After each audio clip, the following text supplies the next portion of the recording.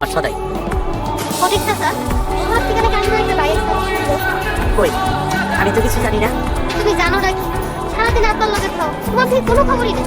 আমি কিছু বুঝি না, সব খবর সবার আগে তোমার কাছে চলে আসে না। আমি কেডা?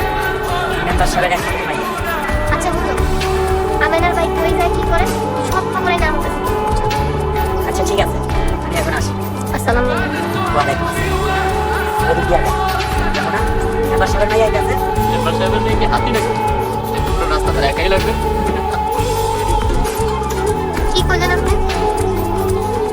ভাই শোনো, কথা বল দরকার নেই। না মানে কইতেছিলাম যে আমরা এই রাস্তায় হাঁটলে তো আপনার জায়গা হবে না। কারণ হাতি তো অনেক জায়গা লাগে, তোমরা দাঁড়াতে লাগবে না। ভাই আমি না এরাই আমার খাওয়া তো ভাই জানে না মেম্বার সাহেবের মাইয়া যে পথ দিয়ে যায় কুসুমপুরের কেউ সেই পথ দিয়ে হাঁটতে পারে না। আমার ভাই কুসুম করে পড়তে হয়েছে তো তাই জানে না। আর তো বাইরে ফিরে যেতে পারো। ফিরে যাবো কেন? আমরা পাশ কেটে চলে গেলে তো হয়।